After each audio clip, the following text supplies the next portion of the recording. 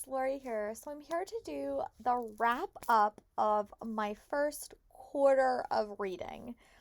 So that was from January to April. I, for the most part, was able to complete most of the books on my little list, and I'm going to talk through that a little bit. I made some TBR lists, and I was able to complete most of them. Some of them I am going to actually finish this weekend and are going to be my weekend reads.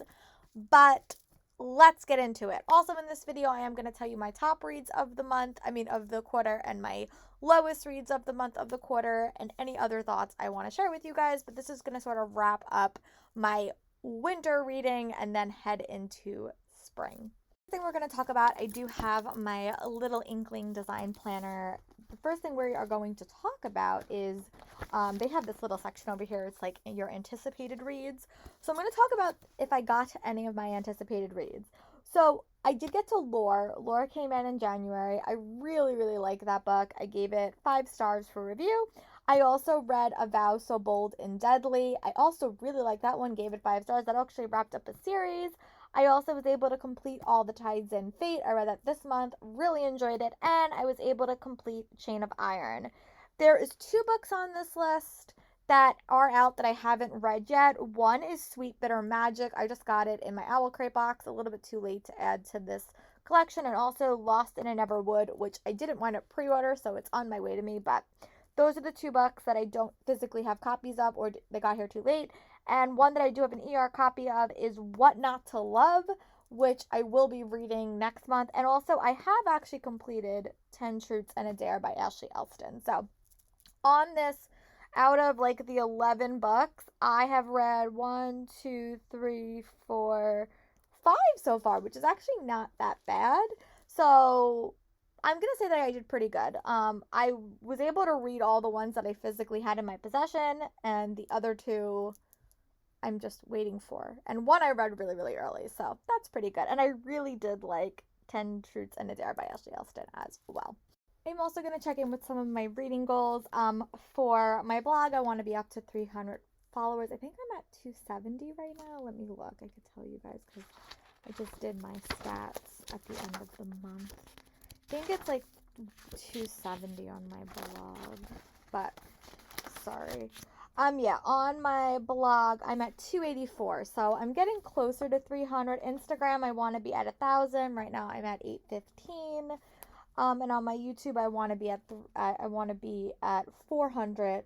Stretch goal 450, and I am hovering around 270. I keep getting there, and then I keep going back down. So I'm at 269, but I keep getting a follower and then losing a follower. So sort of within that little area. Also, I want to read 3 different genres every month. I have been doing that. I want to read 20 e-arcs. I don't think I am up there yet, but I have read 7 so far, so that's a pretty good number.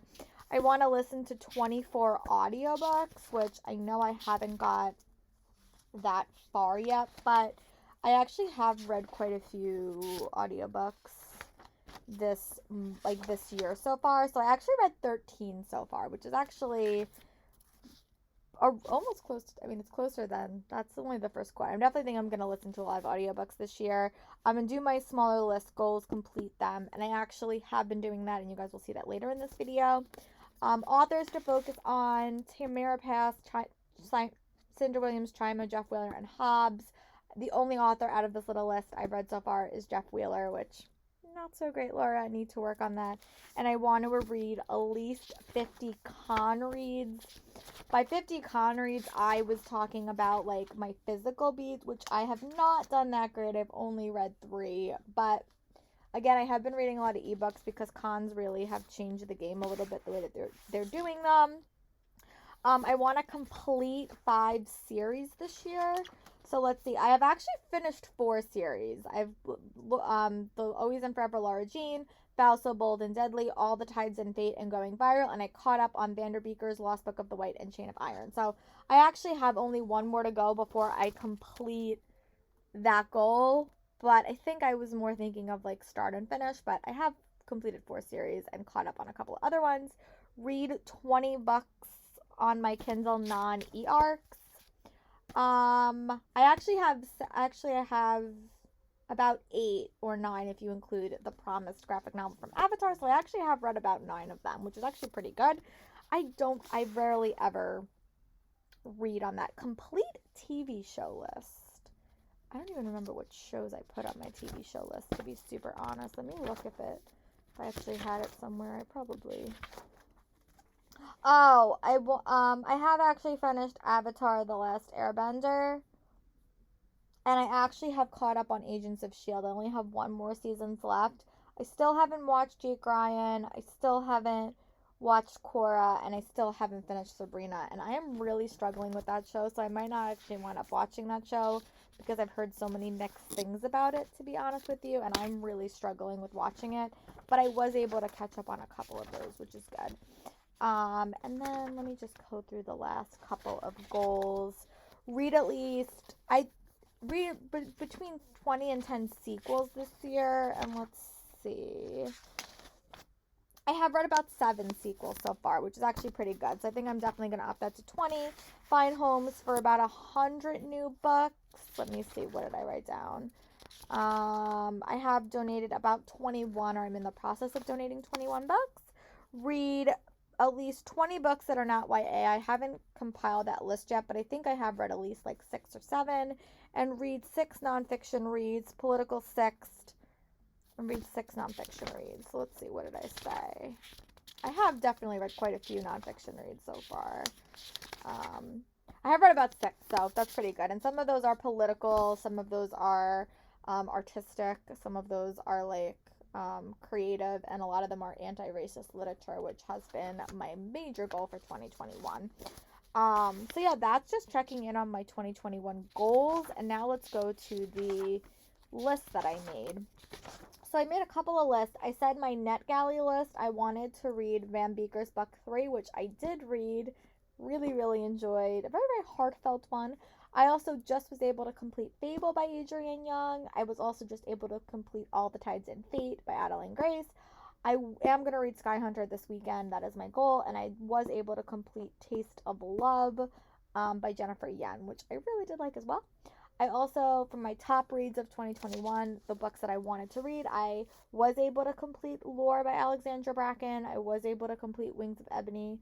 I have not read World Between Blanks yet, and I have not read Lost in a Never Wood yet, but I have completed Chain of Iron. And for my backlist, I was able to read Legendborn, Kingdom of the Wicked, These Violent Delights, Rent a Boyfriend, Thrill Like a Boy, and Girl in a Blue Coat.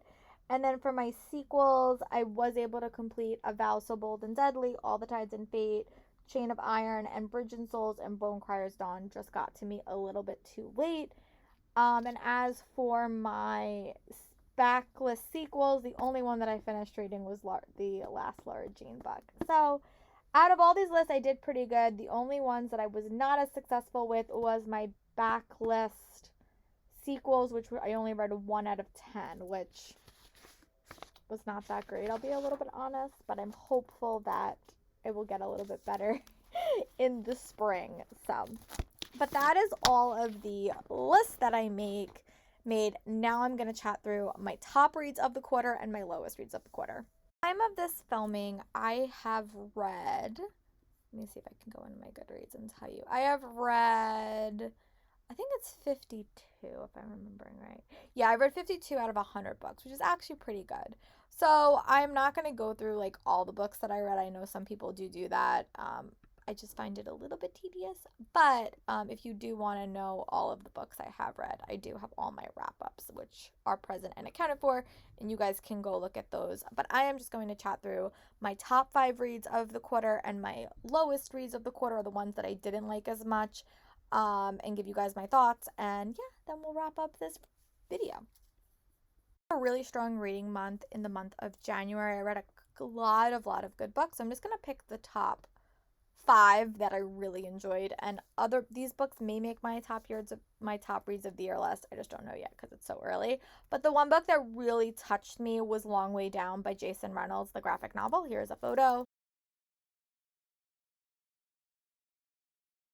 This was a super impactful read about gun violence. and it was, the visualization of it was really impactful. It basically followed this boy after the death of his brother, and he's basically going down an elevator as he's going to kill the man that shot his brother. That's what his intention is.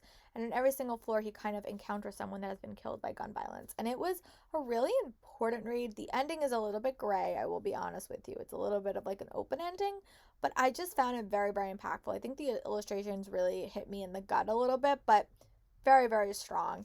And just a couple of shout outs for this month. I also really did like the conclusion to All the Boys I Loved Before, that one. And I also really did like Lore by Alexandra Bracken.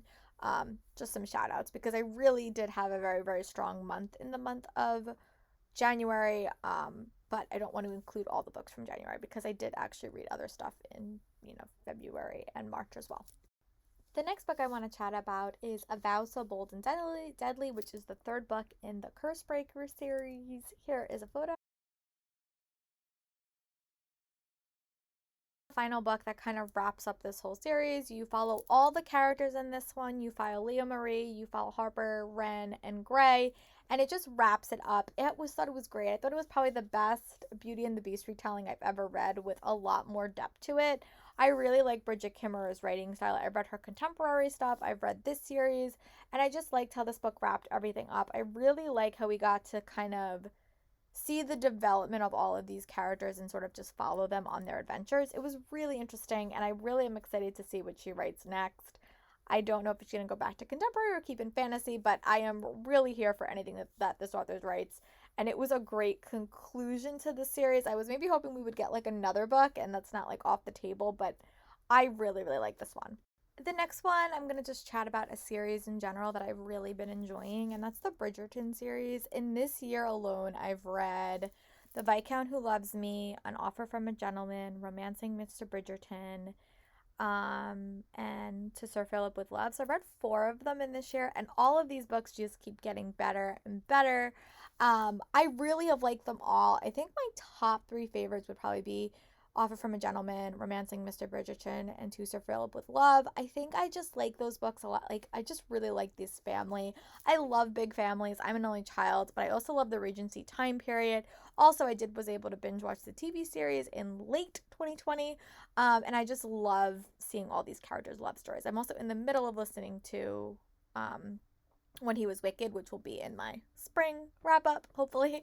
But yeah, I just wanted to give a shout out to that series because I really, really am really, really enjoying it overall. And I think it's a great, fun read and a great listen. I'm sometimes I commute now because the school schedules are a little bit bizarre, but I have really enjoyed listening to those on my commute because they just put a smile on my face behind my mask, of course. But I'm just giggling and laughing, and no one can see me because I have a mask on, but I just think they're really, really fun reads. One of the highlight reads of this quarter was definitely Chain of Iron by Cassie Clare. Here's a photo. I do have a physical copy. I just don't feel like going to. I am so emotionally invested in this series. There are so many characters, and Cassie Clare always puts your characters in the worst romantic entanglement you can imagine, and then just sort of cuts the knife in you even deeper because you just want these characters together so badly, and she gives you a situation where they can't be together. But I truly adore this group of characters. They might overtake my original Shadowhunters, and I love Simon and that crew with a passion. This crew may overtake them. And I thought no one was going to do that. And I even hold Simon, Clary, Jason, Alec above like other series that everyone loves. But I am loving this series. So much romantic entanglement. The Regency era, it is great. If you have not checked out this series, definitely recommend it. You may need to read like the Infernal Devices series to sort of like know whose parents are whose, but such a joy to read. And then the last top favorite book I'm going to talk about is one I just read really recently, and that is Wings of Ebony. Here is a photo. Another book that I really didn't expect to enjoy so much, but it definitely packed an emotional punch. Basically follows this girl named Rue as she's ripped up, swished up to this magical land after the death of her mother. She learns she is not what she seems, and she's really a god. But when her actual home of Texas starts to be under the threat of gun violence and gangs, she realizes these two things may be more connected than she imagined. and you follow her as she's dealing with grief, anxiety, um, fear for her sister and her community, also on the backdrop of her dealing with these powers. And it was a really impactful read. It's a little bit hard being in her head at points, but I think I was very, very grateful that I had been in her head, because it really made me look at the world through someone else's eyes, and I really loved it. I hope we're going to get a sequel. I'll definitely read more by this author in the future, but those are my top reads of the month. And now I'm going to briefly talk about the reads that didn't wow me and why, in like a sentence or two. That I really liked the characters, but I really struggled with the plot and the pacing. And at the end, I just didn't care about the characters at all. And the plot was just not what I wanted. And it was very, very slow. And it just didn't wow me. So that's why this book's on this list. But again, if you liked it, I hope you guys enjoyed it. I just struggled with it a little bit. This one is really disappointing for me, because I had such high hopes for this series and this book. And it's Fire by Kirsten Cashore. Overall, this series has not really wowed me. I think right now, if I had to say, I would probably say Graceling is probably my favorite, but I have struggled a little bit with her writing style overall. I do like the world building and I do like the characters, but for Fire, I just was not invested in her, unfortunately, at all. I am liking Bitter Blue a little bit more because I am reading it, but out of this series, this was the book that I didn't like at all, and I really wished I would have listened to it, but again, I was reading it physically, and that might have been why it detracted from my enjoyment just a little bit. Another more recent disappointing read was Smash It by Francine Simone. Here's a photo. On paper, this seemed like a read that I would really, really enjoy. It was set in Florida. It had a African American lead. It was an Othello retelling, which I love retelling Shakespeare. I've been trying my hardest to read a little bit more diversely.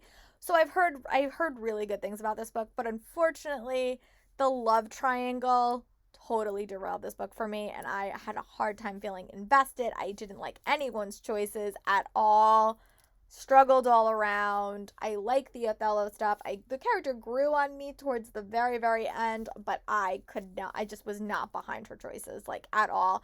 And I know it's supposed to like looking at like youth and stuff like that. I just had a hard time relating to her at all. But again, it was interesting. It just wasn't my favorite, and I really struggled with the love triangle in this one. Starting off my shelfie challenge a little bit more challengingly was Speak Easy, Speak Love by Michaela George. Here is a photo. This was actually another much to do about nothing retelling from Shakespeare, but it was a 1920s twist with like other elements. There was just too many characters in this story. There was three different couples you were following. You got a bunch of different point of view perspectives, and I just felt the story was a little bit too busy. I would have liked it if it was like a series and each couple got their own book, but it was just a lot of information, and I didn't care at the end like who wound up with who. Again, I haven't read Much Ado About Nothing in a bit, so maybe if I would have reread it, I would have felt a little bit more connected to the characters. But I honestly, at this point, it just was a little bit too long, and the plot and the pacing and the characters didn't do it for me. So that's why it wound up on this list, unfortunately. And then the last disappointing book on my list was Cinder and Sparrows by Stephen Bachman. It was an Owl Crate Jr. pick, I think, but here's a photo. This book was just sort of middle of the road. It didn't wow me. I liked it. I didn't love it. I felt like the pacing was a little bit slow, and it wasn't what I thought it was going to be. So that's why I went up on this. It's not a bad book. I just wasn't that impressed with the magic system or the plot. I like the characters. They weren't my favorite. That's sort of why I wound up on this list. It just didn't wow me. And to wrap up this, I am going to talk about a few of the top nonfiction books that I would recommend for you guys to check out in the future. I have been getting a little bit more into reading some nonfiction, so I wanted to make that a feature in these seasonal wrap ups. The one that I would definitely recommend is Lead from the Outside by Stacey Abrams. I thought that was a really important one. I really liked her voice and the the messages she was sort of giving out. I also really, really like The Threat by Andrew McCabe. It sort of took you into the FBI and how he spent his whole career working in the FBI. And then it also talked about a bunch of the biggest issues that came up, like Benghazi. It talked about the Hillary email scandal. It talked about a bunch of different things in a really like nonpartisan way. Like it was very much fact based and not like Republican or Democrats. It just was sort of very, very factual. And I really, really enjoyed that about that. I found that to be a very, very helpful look, and it really did change my views on some of those things. I talked about that in one of my wrap ups, but I really, really like that one. And I see him a few times on like a couple of the news shows, but it was a very, very interesting read. Um, and then another one of the nonfiction reads that I really enjoyed is this one's just like sort of like a fun one, but Good Morning, Good Night by Lin-Manuel Miranda is just a really fun aspirational book. It gives you like quotes to start your day and quotes to end your day, and I listened to that like a couple of times in the month of April or March, I guess, and it was just really, really fun. If you want something to just put a smile on your face, definitely check that one out. And then a little bit of a harder listen was How to Be an Anti-Racist by Embrim X. Kendi, which was a little bit of a harder read, but still really impactful and really, really important. And then the last one I'm going to chat about in this like little section is Atomic Habits by James Clear. It was all about habit setting and goal setting and kind of looking at goal setting and habit setting under sort of like a different lens. Really liked it as well. And those are the nonfiction books that I kind of focused on. And I just want to give you guys one TV show that has captured my attention in the past couple of months, and that is Big Bang Theory. I started a rewatch when I got my second COVID shot. And now I'm like so close to the end. It was such a good show. If you have to get a COVID shot or you need something to kind of like distract yourself for a couple of days while you're kind of recovering from that second dose, I would recommend Big Bang Theory. If you've never seen it before, it's super fun. You're going to fall for all the characters, but for someone who has seen it a couple of times, I really am liking my rewatch. Let me know in the comments what are some of your top reads of the season, and I'll talk to you guys for my next video. Bye.